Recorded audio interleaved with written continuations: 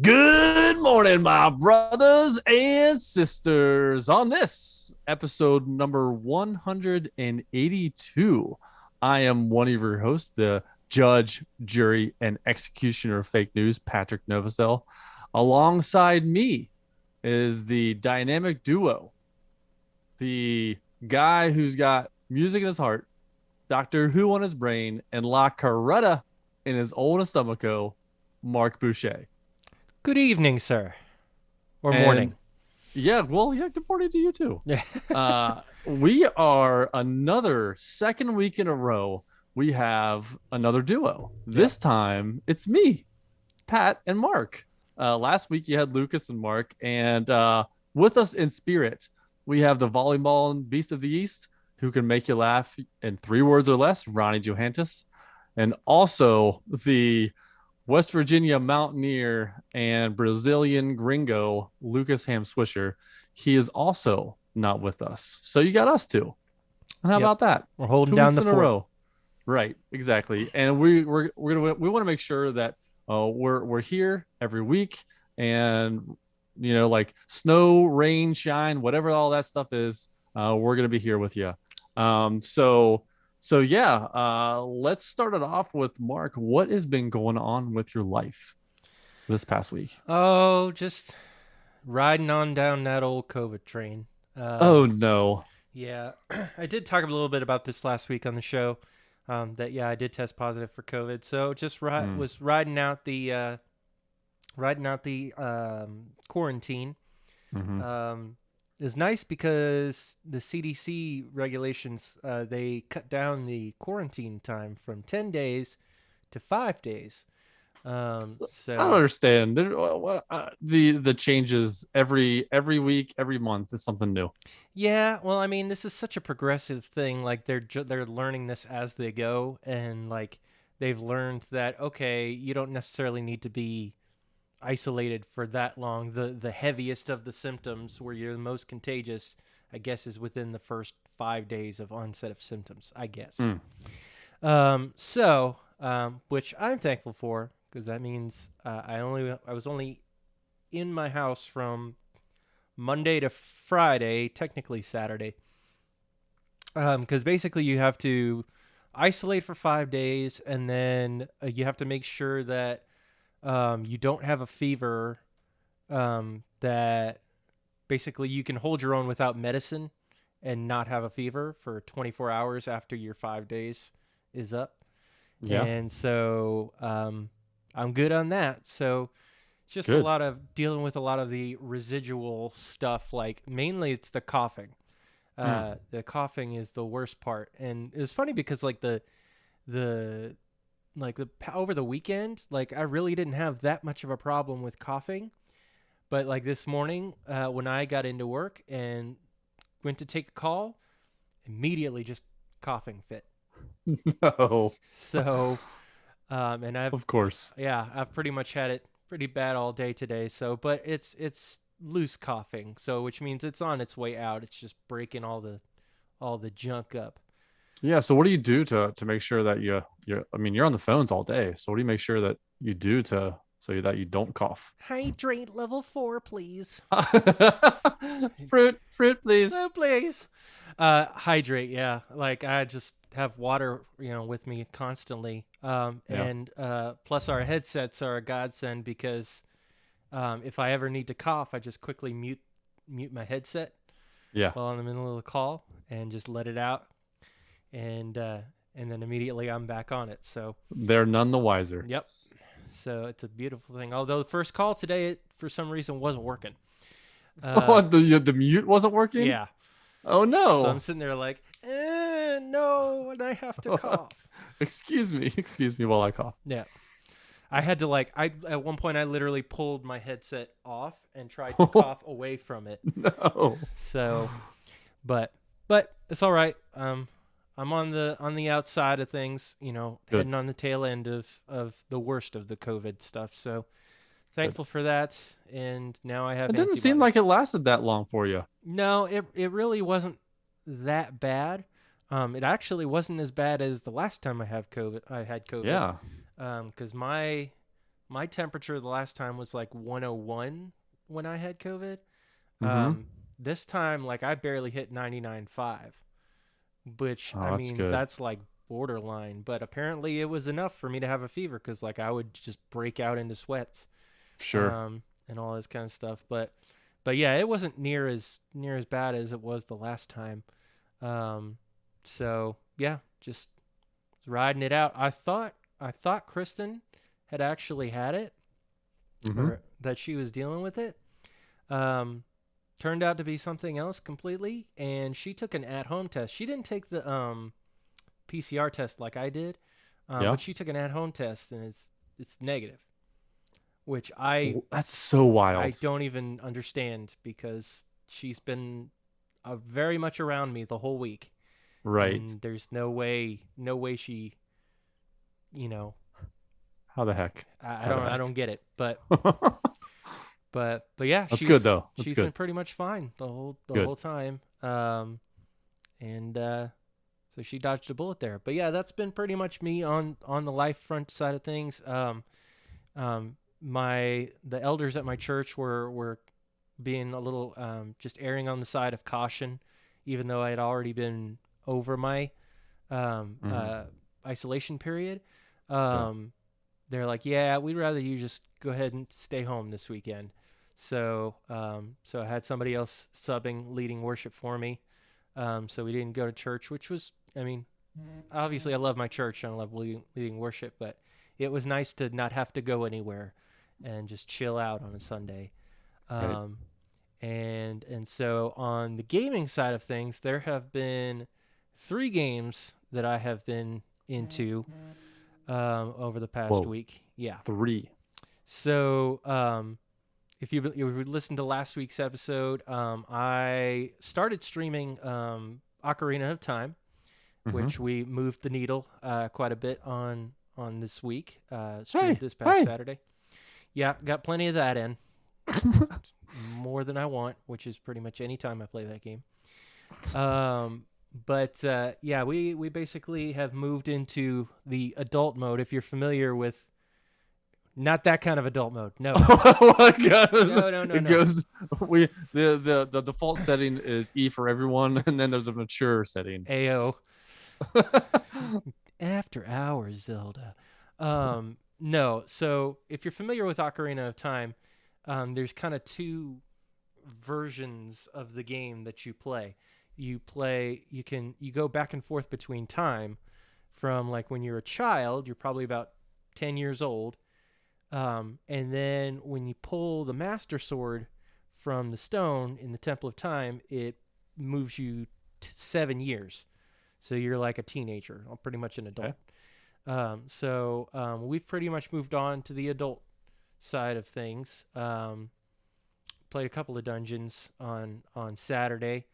Um, didn't get it quite as far as I wanted to, but I mean, we still moved pretty far.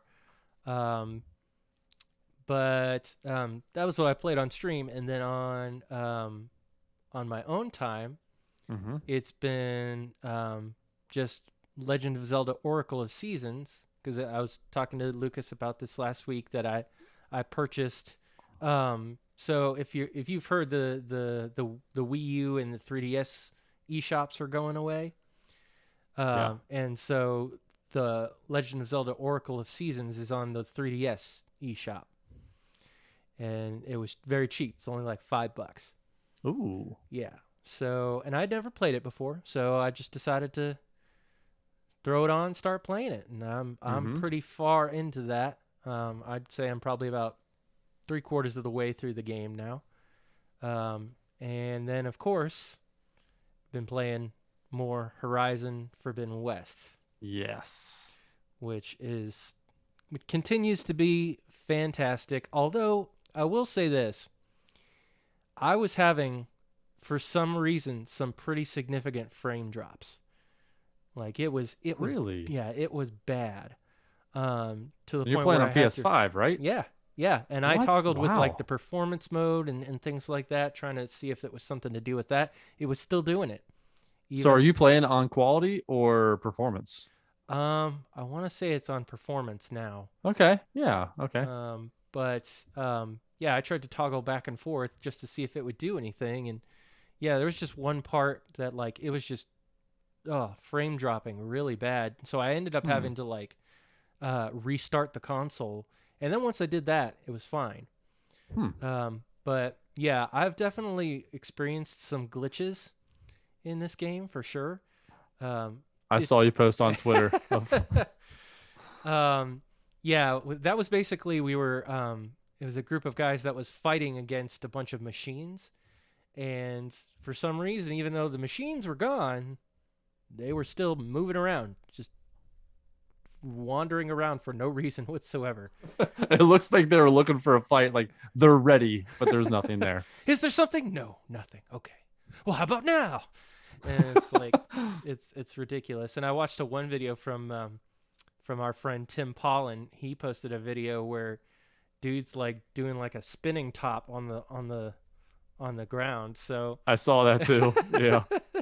so not a, it's not a perfect game, but I mean, and any glitches I've faced have not put a have not put a stop to me wanting to play it anymore. So you just deal with it and move on. I'm sure they'll probably introduce patches and things like that, Hmm. but yeah, I'm still absolutely loving that game. I'm probably about 12, 13 hours in, something like that. Okay. All right. So That could mean you're still in the first area, or it could mean you're closer to the end. So it really I've depends on how you want to play it. I've done a couple of side missions, but for the most part, I've still been very much mainlining it because that's Hmm. what's interested me the most. Yeah. But yeah, very much having a fun time with that game, keeping it going. Nice. Um, but yeah, that's been pretty much my week. Patrick, you got Yes. 2 weeks to catch us up on. Yeah, to be honest, the last couple weeks haven't really done much outside of gaming and movies. Really, there's been a ho hum last couple weeks. I guess the biggest thing that's happened the past couple weeks is, so let me give you a bit of background about my office, my Yeah, quote unquote office. So back 2 years ago when the pandemic first started, and we went to work from home, I didn't have a work laptop. I didn't have an office. And really, my office was the living room and my desk was my ottoman. There wasn't anything more than that. And so after a few weeks, I brought my office down into the man cave and I started using a like a camping folding table. And so I would use that. I would have my laptop on there. And then my brother-in-law, his nephew, when they went there do their remote learning, he went back yeah. to school, and then so I took his desk. And he's in like shoot third grade or something like that. So Wow. I have this like elementary school desk that I'm using for my desk, which I've been using for like the past year. It's like And watching Billy Madison at the exactly. desk. Yeah. It was just so it was small, but it served its purpose. And so it was like I've been working from home, a couple times a week, and I'm like I need to have a setup to where I can actually have a little bit of room. And so I went ahead and got a new desk. I got a standing desk that goes, up and down, so I Fancy. can either stand at my desk or I can sit at my desk. I not only did I get that, I got a new chair. I've been using like I've been using a old chair that it's probably 25 years old, and Yeah. it's one of those chairs you sit in it, you're like, man, this has no cushion. This is it's rough. So I was like, I need to get a new chair. So I went ahead and got a gaming chair that has like it has a massager on the lumbar on the bottom. It has a little fold out ottoman, like a footrest on it, and it It's good also stuff. the one of the weird features to it is it leans back so to where you can lay down like flat, but if you put too much like I guess weight on the top of the chair, like you're gonna fall over. Like I don't know what you can do to It's make. like a So I Goldilocks chair. You got to be if I just wanted to take a right. nap in it, I could take a nap in it. It's pretty sweet. Yeah. So I got that, and then I had like an old like 2003 monitor. It was not HD. It was like maybe 480p, maybe. It was probably like one of those. It was like maybe it looked like the first like flat screen monitor. Oh You my know, gosh. that's what it was. With the bezel that's like the size of my head. Yeah. Huge bezel. So I went ahead and got a couple monitors and got some splitters and things like that. So where I have three screens going on right now. So Nice. really huge upgrade to it. As you can see, if you're watching this on video, like I have a different background. My whole setup is totally different, and it's really awesome. I'm really excited to have a little, actual office area for me to work in. You grown up room Um, now. yeah, it's really nice. So that's really the only thing that I've really been doing the past couple weeks. Outside of that, on the movie front, I watched Scream 5, Oh, which that's the newest one? is the newest one. Yeah. And Nev Campbell and Courtney Cox, they reprised the role along with David Arquette. And so I watched it. It is almost the exact same movie as Scream 1. Like almost the exact same movie. And it's if you've ever seen the Scream movies, I mean they're aware that of what they're doing. Yeah. And that's what makes them good. Like to a degree.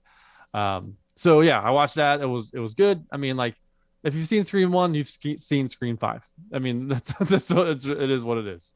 I think they do Um that a lot of times to just kind of reintroduce the whole idea to a newer audience after I don't know the the distance of time between Scream 4 and Scream 5, but that's been like over a decade is it? probably. Okay. Yeah. Yeah, so it's probably, they probably try to appease the older fans, give some nostalgia. Obviously, they brought back the original actors, so Mm-hmm. and then, just reintroducing people to the formula. But And to be honest, so I watched Scream 5, and it was okay. I mean, if you like Scream movies, you'll like Scream 5. I mean, let's be honest. It's even though it's a rehash and a reimagine, even though it's a reimagining or like a direct sequel, it's kind of like The Force Awakens, yep, where it was very similar to A New Hope. Very similar. Wait, A New Hope? Yes. yes, Right? yes. Yes. So it was very similar where it's like almost the same type of story. Yeah, okay, we get it, but I'm still having fun. So I went back. I was like, you know what? I'm gonna go ahead and rewatch the Scream series. Oh my And gosh. I watched Scream 1 and Scream 2, and it's so campy, like I'm in the middle of Scream 3 right now, and it's they're just fun movies to watch. So I've been doing that. And then speaking of fun movies, I went to go see the new Uncharted movie. Oh yeah. So all through January and a little bit into February, I replayed all the Uncharted games to Yep. get ready to play as part of the Good Morning Guys video game book club, and also to get ready for the Uncharted movie. And so I went in there and I watched it in the theaters with the wife, and she wanted to see it because I mean, like Tom Holland and Mark Wahlberg. I mean, those guys are going to pull in audiences, whether or not you're a fan of the Uncharted movies or just a fan of them. You're gonna go see this movie. So, and I've seen like they've already put like it was like 220 something million worldwide so far without China, Yeah. and so it's doing really well as far as box office sales. um so I have Uncharted fresh in my mind. It's one of the greatest franchises in video game history. The story is just so great, especially Uncharted 4. And so going into Uncharted the movie, they're bringing it back to like it's an origin story Yeah. of Nathan Drake and Victor Sullivan. And so watching it, I'm going in like with low expectations, and I also expect it to be a retelling, not an actual one-to-one retelling of Uncharted 1 or Sure. whatever, because they brought in all the Uncharted's in there. They did scenes from the Uncharted games from 1 through 4. Actually, no, more 1 through 3. And it was just a new origin story for Nate and Drake, or Nate and Sully. Um, but I mean, like, it was it was fun.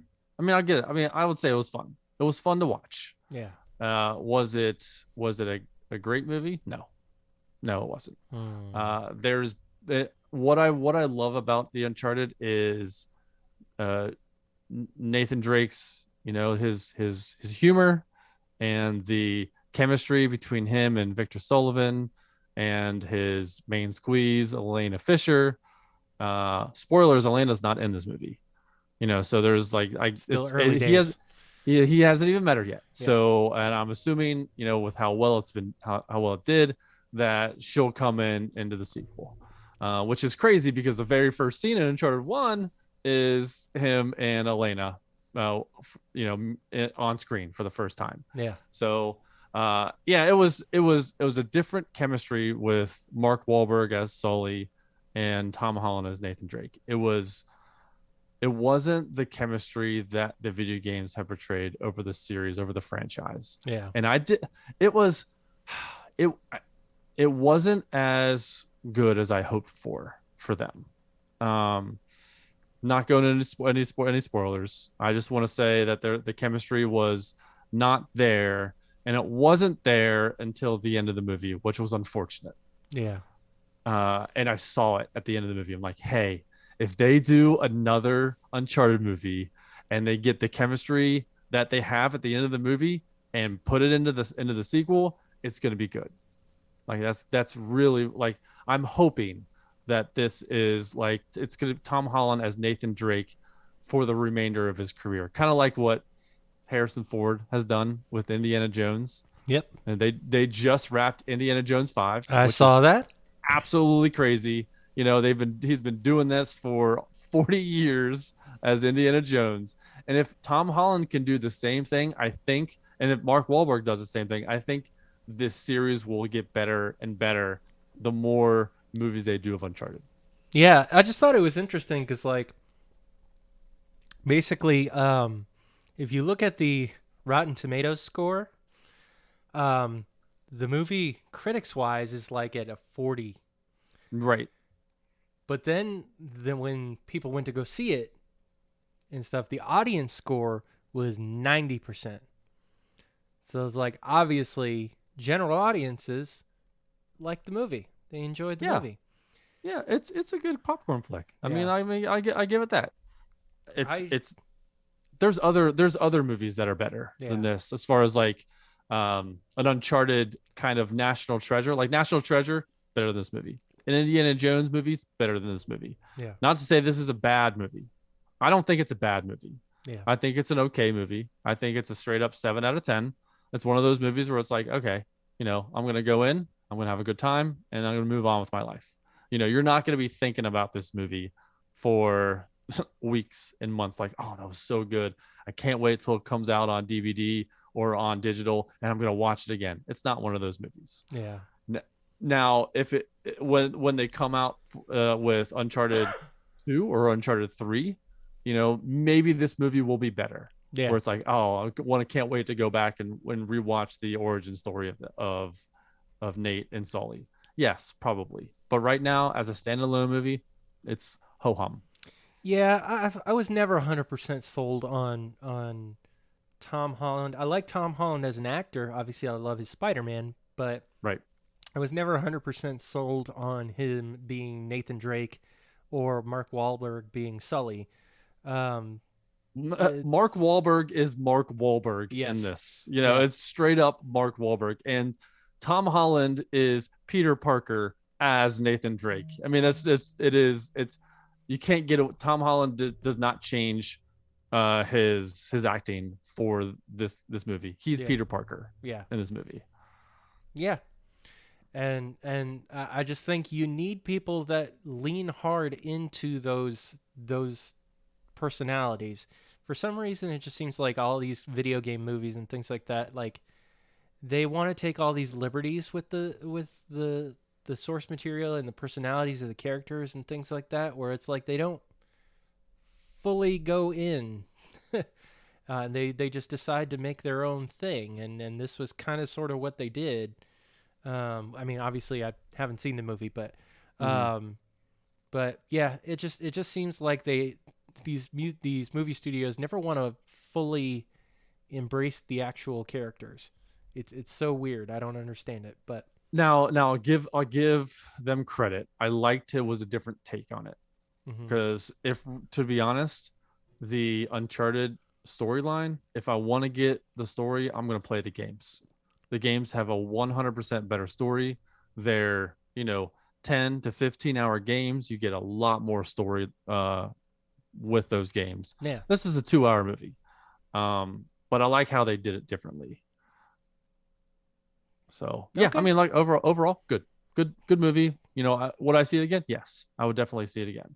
Cool. Um, but it's not nothing I'm gonna be like, oh, I can't wait for it to come out so I can see it again. Yeah. I will see it again eventually whenever it comes out on streaming or DVD or whatever it is. I'll rent it, whatever. Um, so yeah, so I watched that with the wife, and then on the gaming front, played a couple games these past couple weeks. I think a couple weeks ago I said I started Sifu and I was in the middle of Sifu and it was really tough game. Yep. And replaying levels, getting better gear, getting better not gear, getting better skills to help me along. And so I went through I think the first 3 levels and I got to I was age 22 going into stage 4, and which was That's awesome. that's Only pretty only good. dying Yeah. right. Like it was one of those things where I'm like, this is my run. I'm gonna do it. Now there's 5 And levels, right? there's 5 levels, Yeah. and so I get through stage, and at this point I've maybe played about 10 hours. It was not really that long, if you put a little bit of time into it. Not really that long of a game, but about 10 hours into the first 3 stages, I went through stage 4, and I beat the boss in stage 4 my first try, and I Wow. was I like age 44, and it was like I got all the way through. I got all the way to the end boss, and well, sorry. So it took me a couple tries to get to the actual end boss in stage 4. I got the once I got there, I beat her. And to my credit, I watched a walkthrough of the boss before I actually got into Gotcha. it. Well, when I say walkthrough, I watched some guy was playing it on Twitch, There's no and shame in that. he was playing. I was like, okay, I see what he's doing. I'm gonna try to replicate that, and I replicated to a degree. Uh, but actually, sorry, I totally lied. There was one time where this move that the boss was doing um, was nonstop. Did it for like 3 minutes straight, and I'm Ew. like, this boss is not going to stop this move. And so I was like, well, I'm just going to, because it saves right before the boss. Mhm. So I just restarted the game right before the boss. I got in there, and she no longer did that move for 3 minutes.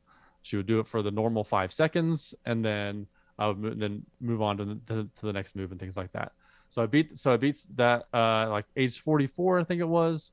And so I went through stage 5, and at this point, like these the putties, as it were, the The I lackeys.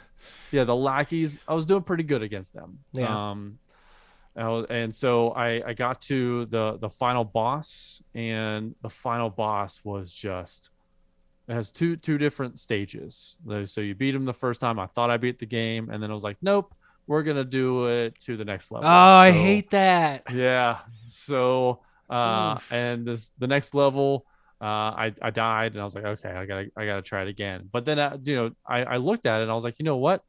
The second stage, he's doing the same moves. He just looks different. So when I had my mindset like that, I'm like, okay, I got this, and I ended up beating him. And so when I say I beat, Nice. so it was like it was rough. So I kept dying. When you die, you age that many years, and the more times you die, the more age you go up faster. So Yeah. at one point I had died 7 straight times. So I would die and I would lose 7 years. Oh my gosh. And I ended up, it was, I was like 74 years old. And I was like, okay.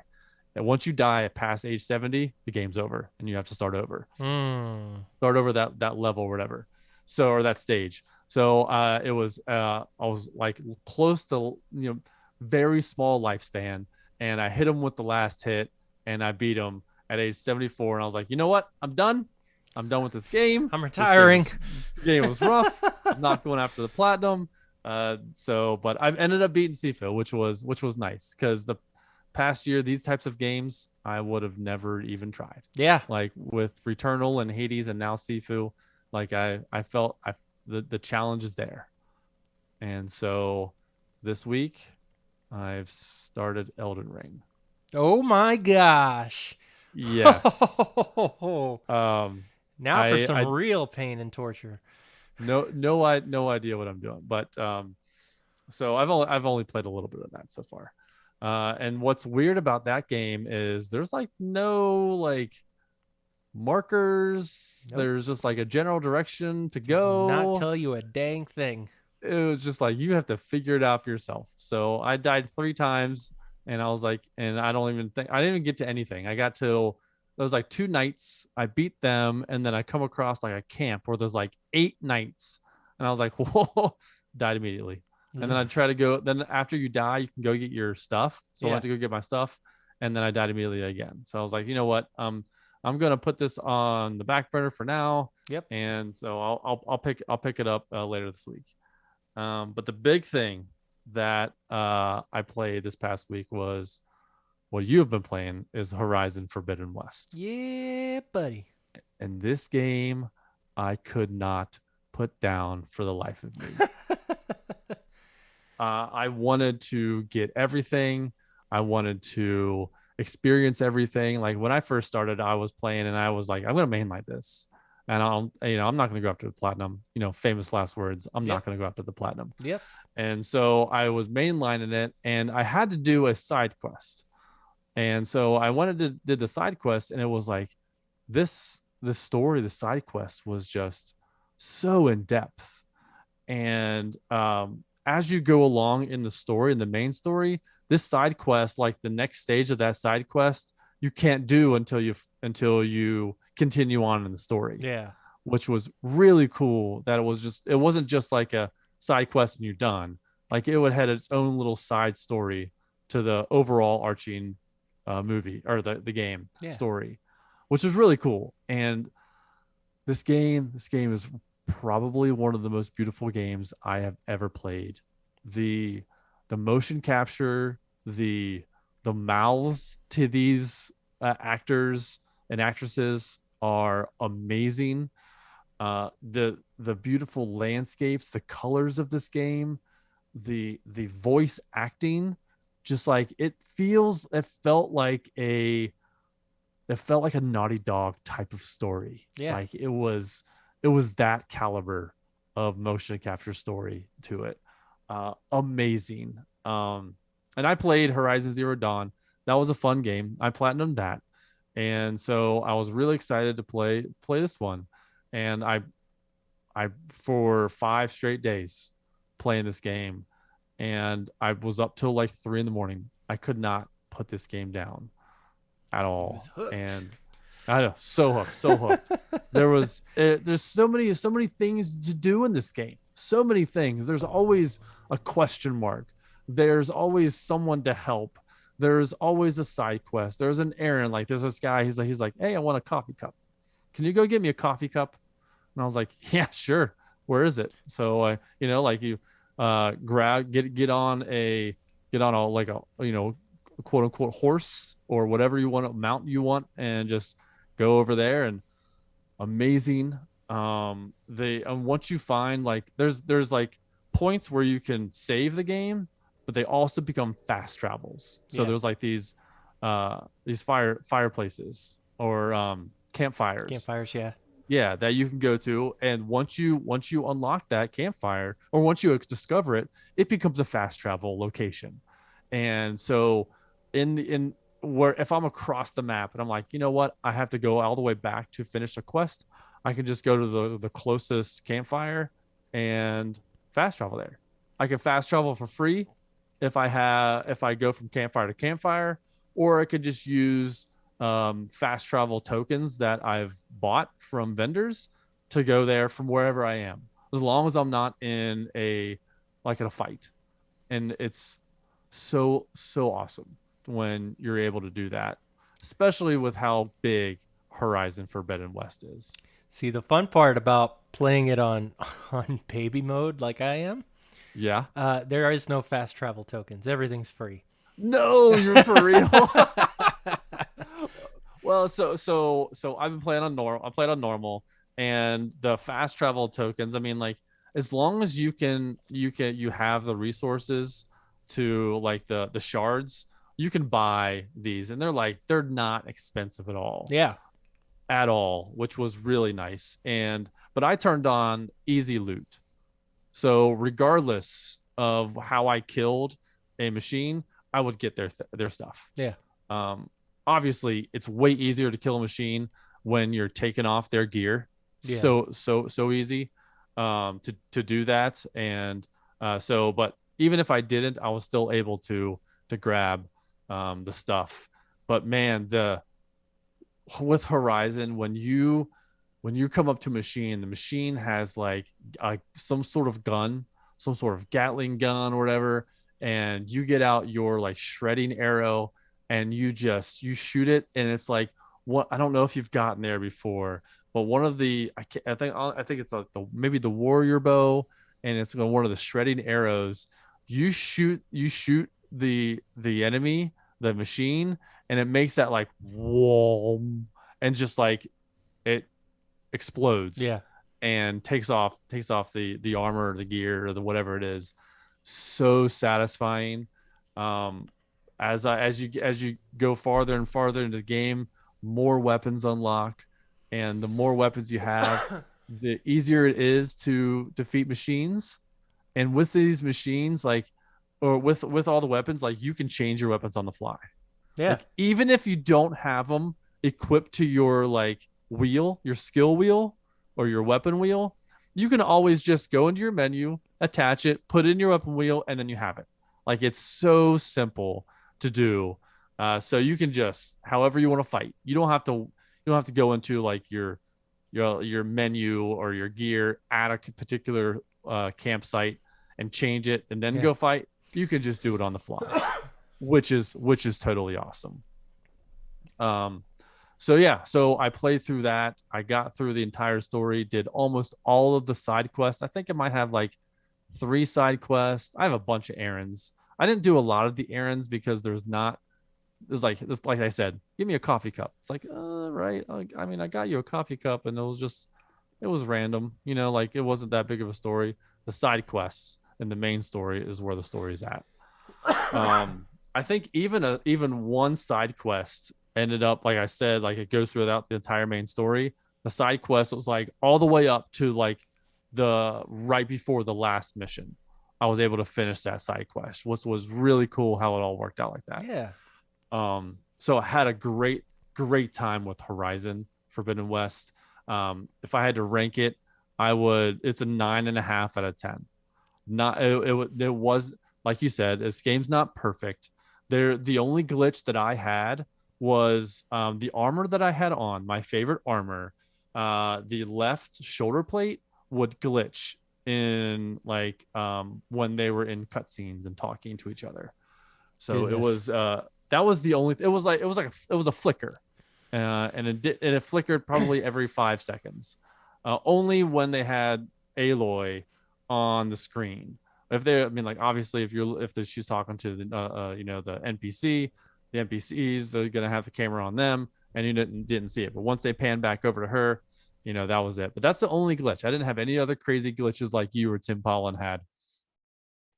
Um, so yeah, 9.5. I wouldn't give it a full 10 out of 10. There was something that happened in the story Hmm. that that I don't disapprove of, but how it was handled, um, it fell flat to me, and I was Hmm. super disappointed that the outcome to that occurrence was not fleshed out any further. because of this game is the storylines are so fleshed out, Yeah. and they're like you talk to your team, and you find out the backstory to them. You could be in your base for, you know, a half hour to an hour just talking to your teammates. Yeah. And so when this thing happened, I'm like, man, they didn't do much with this. I wish they would have done more. And so if I that's it was a really big letdown to that. I thought they should have done more. But other than that, the game was fantastic. Yeah. The ending was fantastic. Really looking to hopefully they make a third one. I'm pretty sure they're going to make a third one. More than This likely. game, yeah, this I don't know what the sales have done on this game, but I'm sure it's going to be another. I think what did Horizon Zero Dawn get? Like 10 million sales or something like that Something like that. I have across no idea. PlayStation and PC. I'm pretty sure either it's between 8 and 10 million, maybe more. They're hopefully this game does the same thing, so they can make a third one. Um, Great, fantastic game. Love the open world part of this game. Um, so speaking of open world games, Uh-huh. that is our topic. So let's get to it. That's right, folks. We are talking about open world games, the good, the bad, the ugly, the best games of all time, the worst games of all time, and your thoughts on open world games. So I want to start things off with you, Mark. And I want to, because I mean, we get so many open world games Yep. nowadays because of the architecture, because of the power of the new consoles, all the way back to the original Xbox, all the way to now. It gets bigger and better, quote unquote better, as the years have gone on. So what are your thoughts on open world games versus single player games versus any other style game? Well, any sort of first player games that I play, a lot of them are open world games. Now that I think about it, that have these like huge, areas of exploration and things like that. Um, and that's a lot of what I play. I do play a lot of linear type games too, but yeah, a lot of the games, first player games that I play are definitely open world games. I've been playing. I was trying to think back to the first open world game I ever played. Um,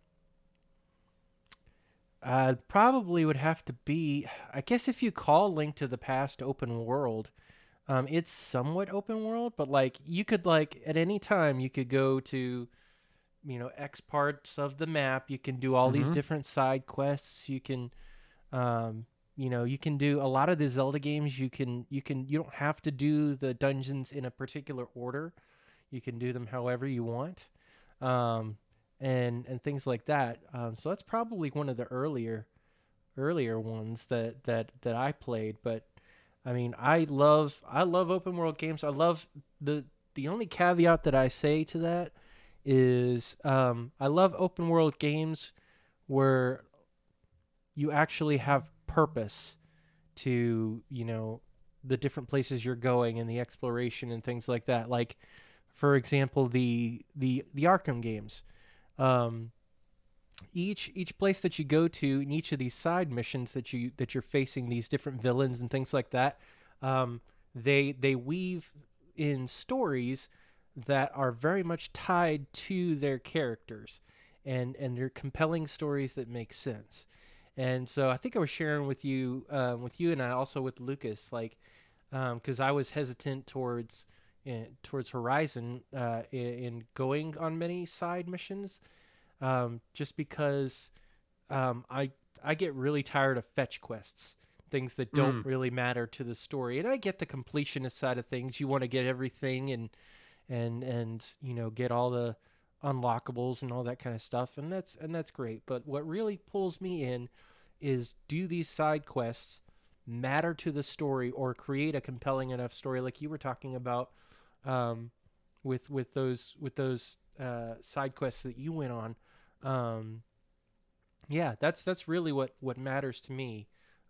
Is does does where I'm going, what do these places have a compelling enough story, and it's not just you know X fetch quest. I prefer to not just get the coffee cup for the sake of getting the coffee cup. Right? Yeah. So, but So yeah, like with open world games, I'm totally with you. They have to have some sort of meaning yeah, behind it. I don't want an open world game where all the side quests are just tedious. yeah, Like like you go to like an NPC, they're like, "Oh, I'm gonna help you out, but first you have to collect 5 dove feathers." It's like, why do I have to like this? This is just like it's just something to do in the open world. yeah, Like it has nothing to do with like, hey, these 5 dove feathers, is it going to give me some sort of gear? Is it gonna help me along the way? Is this is the dove feathers from the NPC character? Is there sort of reason why I'm getting doves? yeah, Like like if it's just, hey, collect 5 of these, bring them back. Like that kind of stuff is it kind of is a detriment in open world. Just yeah, because you can do it in the open world doesn't mean you should do it in the open world, because those type of tedious, repetitive fetch quests can really bog down what is otherwise a great open world game. yeah.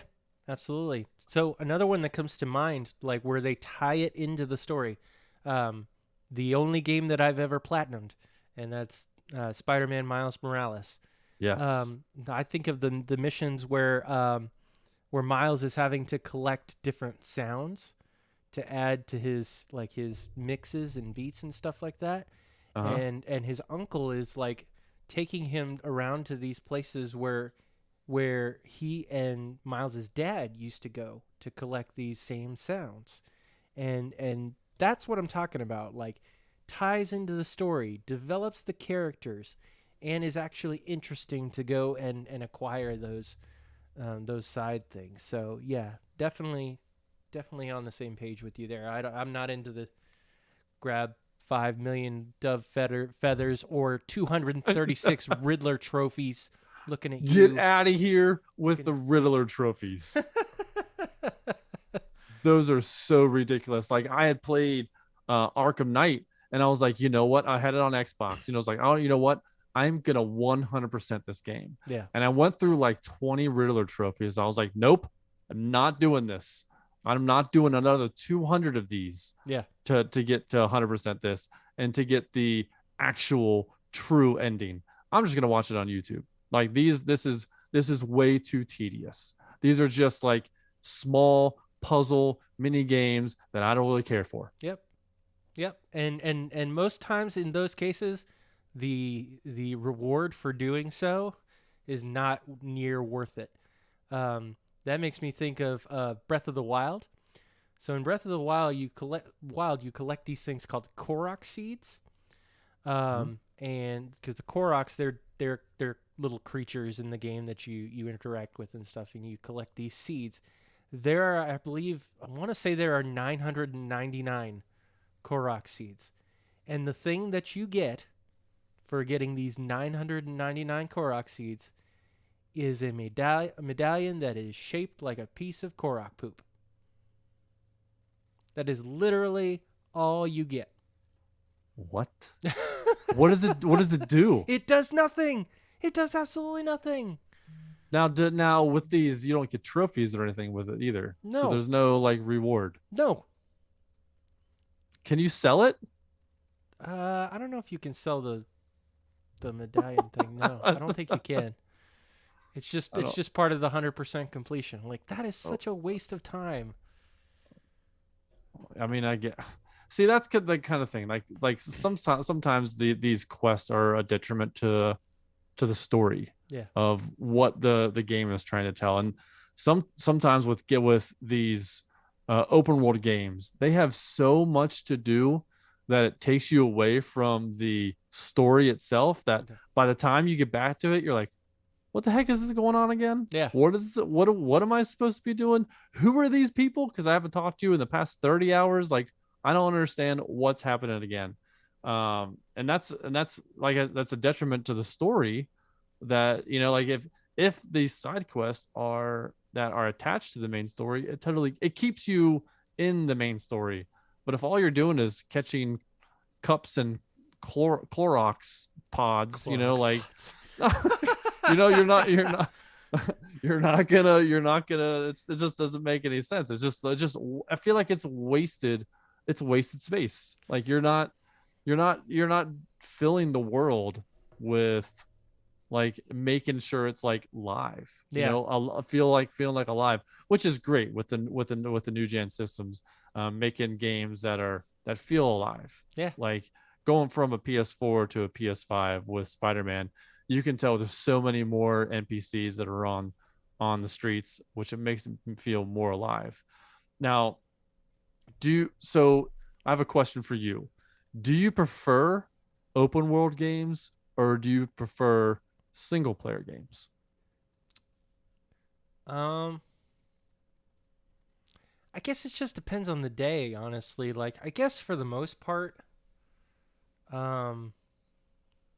part, I would like a an open world game over a single player. But there are times where I'll take both, honestly. But yeah, if I had to choose between one or the other, probably the open world games, just because it's more exciting to explore different areas and be in new places that you haven't seen before, and all this kind of stuff, and not be so much on the rails. Mm-hmm. But it's interesting that you mentioned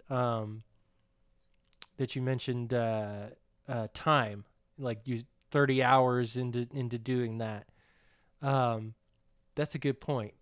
So how long is too long for you? Like what is the sweet spot amount of time for an open world game to be able to beat a game like that? And you could go into, you know, just normal like mainline story or 100%, whichever.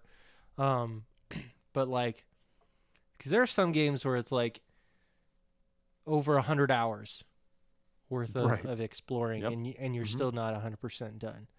Mm-hmm. Um, so what do you think? So for What's the sweet spot? 40 hours. 40 hours? 40 Okay. hours is a sweet spot. Um yeah, on Discord, Haley Butt Vampiric she's like, I love open world and give me those 500-hour games. Absolutely not. No, that's way like for me, I love to play a lot of different games. And if the game is 500 hours, now it's like it's not the main story. The main story is probably going to be like 25, 30, 40 hours. But you can continue to do all the side quests, all the fetch quests, and all that stuff. It could take you like 500 hours to clear all the question marks and all the entire map, unfog the map and things like as it Yeah. were. But no, do not give me 500-hour games. The reason why I say that is these games, these open world games, they take a long time to develop. And to be honest, I would rather these games come out on a more consistent basis rather than every 4 years because they want to do 500-hour open world games. Yeah. I don't have the time. I mean, like there is probably a very small community of players in the video game world that has time to play a game for 500 hours. It's probably because it's the only game they play. Yeah. And a lot of gamers like myself do not want to play a game for 500 hours. There's way too many awesome games that come out. I mean, look at February. February came out and it was like Sifu, Horizon Forbidden West, and Elden Ring back to back to back on Fridays in a row. Like you've got to be kidding me. Yep. Like these games are 3 game of the year contenders, and they came out within 3 weeks of each other. I don't have time. I don't have time to put 500 You're hours. I'm trying to greatly kill me. right. I'm excited that Seafood was 12 hours. I was so pumped that it was done within 12 hours because I love open worlds just like you do. Yep. But does every game have to be an open world? No, it does not. No. Does it make sense for the story to be open world? Is it going to be built to make to meet Like it's gonna be used in a proper way, like the Spider-Man games. Like for sure, give me those. 100% give me those all the time. I don't I don't want 500 hours. When I hear 500 hours, I'm like, you know what? I'm not gonna play the game. Yeah. Like I don't even want to play it. Like it sounds ridiculous. I think Horizon Forbidden West, I think they said to complete all of the side quests and all the question marks and unfog the maps like a couple hundred hours. Yeah, I'm not doing it. I'm sorry, I'm not doing it. And, like I did the side quest, I did the main quest, the main story. I'm a story driven kind of guy, and I'm gonna be doing the story. Yeah. I don't need to do all these collectibles for the platinum that I don't have to get all the trophies or all the collectibles. Like if like, hey, there's like 10 of these, all you need to do is get one. I'm getting one. There we Like go. it's like I'm Bare gonna dip minimum. my yeah. And what I like about that system is it's like, hey, here's one of 10. If you like this, then go on, try to get the other nine if you like it. But you don't have to do that. Yeah. Absolutely. Which is fine to me. I like how games are like, hey, try all the different things that we have offered. You don't have to do them all, but they're there for those who, like Haley, who want to play the game for 500 hours. Yep. Me and 95% of the other video game population are not going to play it for 500 hours. Yeah. But it's there for those who want to do it. Do I agree with it? No. I Yeah. don't agree with it at all. This game could have came out last year if they didn't put all of these things in there on every corner of every part of the map. Yeah. Um, so yeah, I don't even know where I was going with this, but that's my thought. I don't even know what the question And was. soapbox rant. Oh yeah, you said how long is What's a the good sweet open world spot? game? Yeah. Yeah, 40 hours. 40 hours is good. Yeah. I don't need anything more than that. I think a lot of my favorite open world games, like the Mass Effect games, they're 40 hours. This is a good sweet spot. I've have not put in a lot of more than 40-hour games, whether that's single player or open world or whatever it is, more than 40 hours. I think Hades is an exception. I put in like 60 to 70 hours in that game. Uh, Apex Legends is not an open world game. I Nope. put in like 1,900 hours into that game. Um, that's not even. It's not. It's just a first person shooter that has clicked with me. Yep. And imagine how many other games I'd be able to play. Maybe I could have done a 500-hour game if I didn't play Apex. Maybe, But probably not. but probably not. However, if you were to give me a Batman, the next Batman Arkham game, and it was like, hey, this to do everything, it's going to be 500 hours. Would I put 200 hours into that game? Probably. As long as the Riddler trophies aren't in there, Yeah. I probably would do it. If it's a 40-hour game and then another 160 hours to do Riddler trophies, like to be honest, that's probably what it would be. Yeah. I'm not doing the other 160 hours. Yeah, absolutely. Yeah, like I said, it has to be the side stuff has to be compelling and tied enough into, if not the main story, then a good enough story to where it justifies me spending the time to do it. So, yeah, I'm a huge Batman fan, and I've never 100% completed any of the Arkham games, Yeah. and I never will. No. So No. It's because of those Riddler trophies. You don't Yeah. want to do them. it's gross. Get out of here. Gross. Give me the side quest or the DLC with Catwoman and Robin and Nightwing. Yeah, I'll do these. But I'm not gonna do these Riddler trophies. Get Yep. out of here. Yep. Um, Agreed. yeah, agreed. And switching gears a little bit, I want to talk about open world games and the HUD, specifically the HUD with open world games. When it is an open world game, I want markers. I want to know where I need to go, whether that is like an accessibility option where it's like, hey, travel this road until you get there. I'm going to do that. Yeah. Oh, If absolutely. I want that. I want that so much. And when if I'm playing like maybe like a Fallout game or this new Elden Ring game. Elden Ring is just like, hey, just go over there, just figure it out yourself. You'll figure it out. and it's overwhelming to me. Like Yeah. I don't like I feel like I'm lost. I don't want to be lost when I'm playing a game. I want to like, hey, I know where to go. Whether that's on the marker, whether that's like a yellow circle, like in a general area. Like, okay, give me that, and then I'll try to find it. Yeah. But I don't want to be like, hey, the whole map is a yellow circle. Figure it out. Like, I don't want to do that. Like, get out of here. Yeah, there comes a point where like I love exploring in open world games. I love going to new places, Sure. but Yeah. I don't mind wandering off on the beaten path to go to those different places. But yeah, I don't want to be completely and utterly lost to the point where like I'm not actually progressing in the game, um, and taking hours and hours just to find one particular section. So that's why like Mm-hmm. I've never even attempted to try like a FromSoft game or anything like that because I just know that that's just not my cup of tea.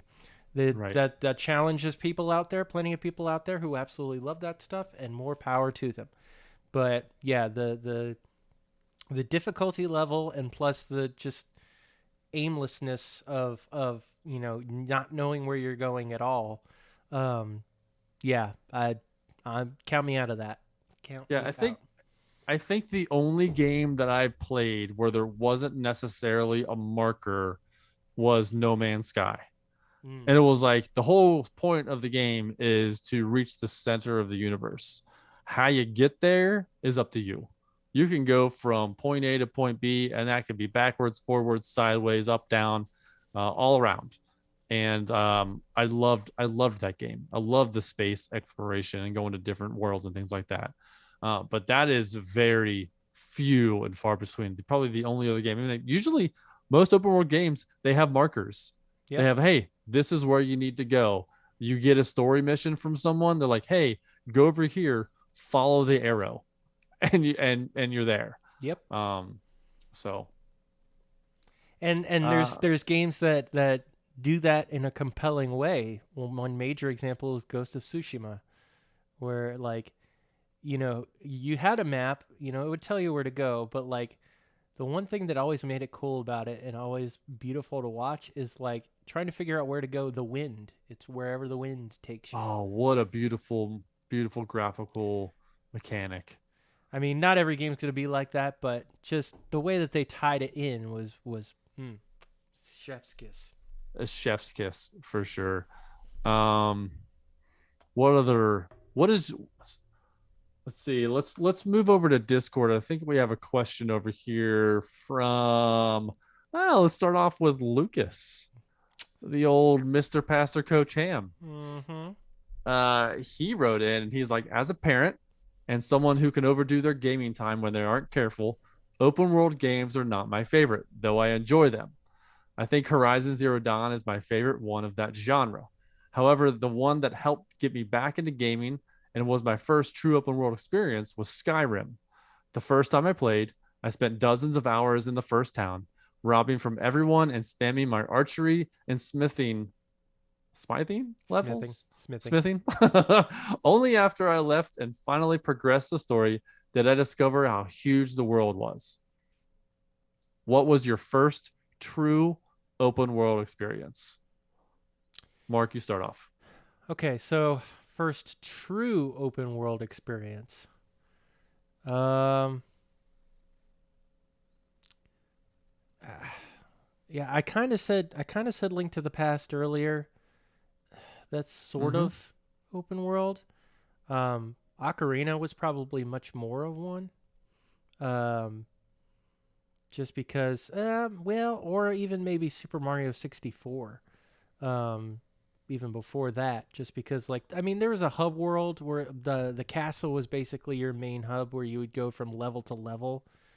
So I don't know, maybe you don't necessarily call that open world per se, but so yeah, I guess it would probably be Ocarina of Time, because it's like you can go to all these different landscapes almost whenever you want. Now, obviously, you had to do some progression to unlock certain areas to be able to get to certain things. Mm-hmm. But yeah, and that's one of the things that I've loved about Zelda games ever since then is you know you can go wherever you want. You can you can explore and unlock different areas and things like that. So yeah, that's probably Ocarina is probably one of my first. Now I'm gonna say that I've never played Ocarina, the Sands of Time, or whatever it's called. And then I've never played Skyrim. I never played either one of those. I understand them. Yeah. I understand the allure of them, but I've never played them. I think my first true open world experience, the one that comes to mind immediately, is Grand Theft Auto 3. Oh yeah, yeah. I played that and it was jaw dropping. Like, what is this open world? I can steal any car. I can drive anywhere on the map. I can shoot anybody. And the consequences are the 5-star system where the police are going to come after you. Yep. But I can go after the police and I can steal the police car. I can, just like that was one. It was revolutionary at the time. No game had ever done that before, and it was, yeah, I think that was probably my first experience. It Sweet was the Grand deal. Theft Auto series, which is Yeah. another like great open world sandbox type of game. Yeah, I mean that definitely took it to the next level for sure. Just broke that wide open cuz even then like with Ocarina and stuff like that, like there's loading times and things like that, which I Mm-hmm. guess technically Grand Theft Auto 3 did at some points, but for the most part it was very seamless transitions into different areas of this giant map. Mm-hmm. So it definitely blows it wide open in terms of open world. Corey Fouch, he says, for the ones that I've played, Skyrim, Elder Scrolls Online, Breath of the Wild, one of the best of all time, and the Fallout series really grabbed me. Red Dead 2 was as well, if you consider that open world. Oh, oh yeah, that is a Red Dead 1 and 2 I would consider open world. Yeah. I mean, I put in a couple hundred hours into Red Dead because that world was littered with Easter eggs. I would always be doing something. You would find something new that you would come across that was not part of the main story, and that's what's really cool about open world games is you go off the beaten path and you find a little gem, you find a little Easter egg, you find something weird and new. And that Red Dead was totally littered with that. Yeah, absolutely. Uh, Agreed. ba- Bacon Forbidden West. He says I like open world games when they're done, when they're well done and not bloated. Assassin's Creed Black Flag is my favorite, but man, the old Horizon Forbidden Frappuccino is a really What? close second. What? The Forbidden Frappuccino, really close second. Yeah, those are some fantastic open world games. Uh, Corey Fouch. Oh, yeah, Corey Fouch. He also says Double Fallout dip. 3 was my first real world open game. Open world game. The huge expanse to do pretty much whatever you like was amazing to me, and it is on the short list of games I wish I could experience again for the first time. And Sweet deal, man, Corey. that is something that I think about a lot, is experiencing a game for the first time. Is there an open world game that you would like to experience for the first time? Again, Yeah. gonna sound like a Wipe the mind clean. You don't remember it at all. First time playing it. What would you do again? I would have to be the same age that I was, or the same Right time now. period. Nope, right Right now. now. You've never played it Okay. before. Okay. So Ocarina would probably be out. In that case. Um. Wait, no. You would okay. You wouldn't want to replay that for the first time ever right now. See. So here's my thing about it. Yeah. It's definitely there are a lot of things about Ocarina that hold up, but there are certain gameplay aspects of it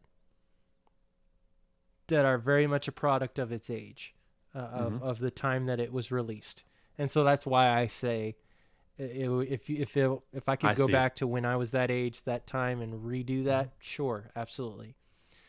Um, for me, probably, yeah, probably Arkham City, either Arkham City or Breath of the Wild. Ooh. Yeah, hmm I think for me, if to experience Spider-Man PS4 yeah, that's another one, again, great one. That's I another great would. one. I mean, to be honest, I'll play it again anyways. But to Yeah, experience it for the first time and swinging through the city and the music playing as you're swinging through, one of the best experiences. Uh, I mean, like with Miles Morales, it's still fun to do, yeah. but to experience that for the first time would be amazing. Spider-Man 2 can't get here fast enough. I know, right?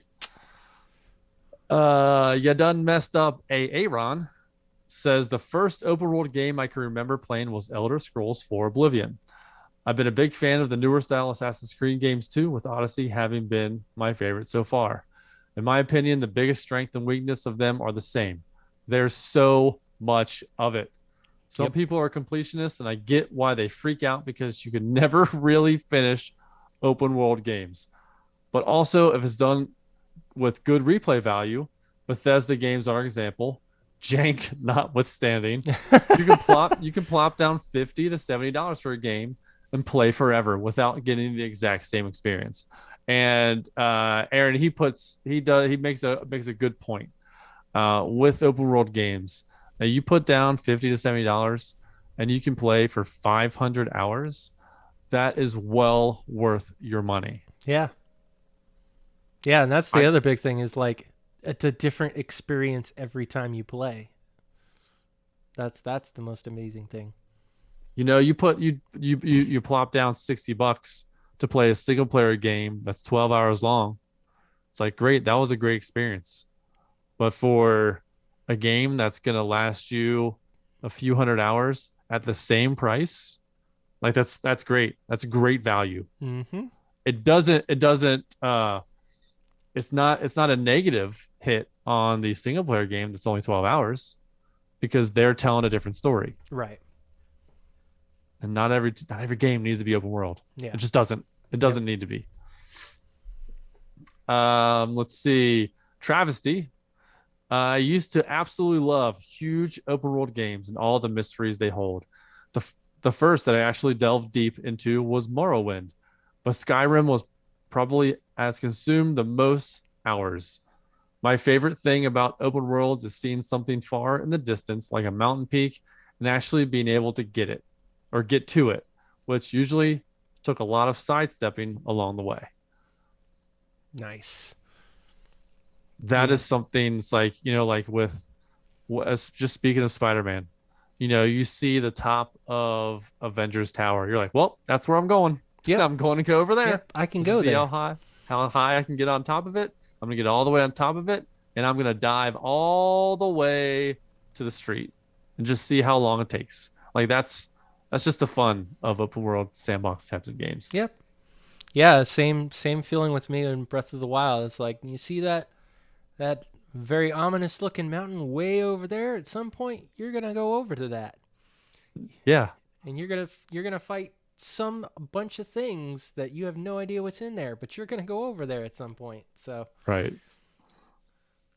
crazy, crazy, Delvin crazy. Cox. Lastly, Delvin Cox. He says, "I love open world games when they have cohesive stories, and even the side missions feel like you are expanding the world. I'm not a Preach. fan of just endlessly running around." Yep. Agreed, Preach. Delvin. I just I don't want to get 10 cups. Yep. One cup is good, and then it's like, all right, I'm not getting any more of these. I'm not gonna get a piece of paper for you. Just rewrite it on the piece of paper you have. I'm not getting a new one. I'm sorry. Um, yeah. Let's see what else did we have. I think that is it. The last thing I don't think it was talked about in any of Discord is open world games and the story part of the game Hmm. and the end game. So one of the things I love about open world games is when they're like, "Hey, this is the last mission. Are you sure you want to do it?" And then it's like, okay, you can continue to do all of the side quests and everything like that. But after you finish the last mission, it brings you back into the world and you can finish up anything else. Yeah. Now, what I would rather have is I can't remember which game it was. It might have been Spider-Man, where it's like, hey, this is the last mission. And then once you finish the last mission, it brings you back the time prior to you actually going into the last mission. Because the whole world changes after the last mission. Yeah. I'm not sure if it's Spider-Man. And I Yeah, can't I'm trying to remember remember what game it was. but there was one game that did that. I'm like, wow, that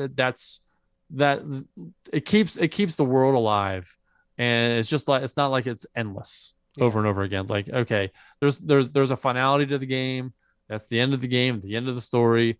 Well, if you want to continue to do all the side quests, we're going to put you right before you went to the end boss, which I like. I like it really. That's the way I prefer. But I like it where it's like, hey, once you get into the open world, they do like a little story twist. Like, hey, this is why you need to go back into the world. You're not finished yet. You don't have like, hey, you have to do all the Riddler trophies. Yeah. That's one exception where I hate. I don't want to do those. I'm looking at you, Batman. Yeah, I was gonna say because like with Arkham Knight, and spoilers for Arkham Knight if you haven't played it, just saying.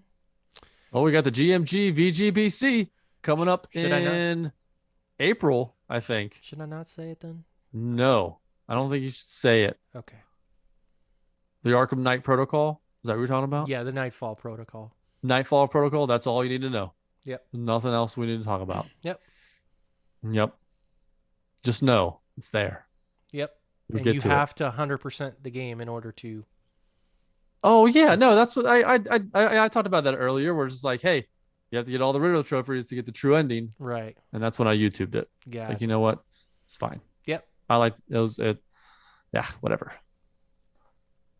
But that's all. Do you have anything else, Mark? Hearts is clear. Hearts is clear, as Mark puts it. Sorry.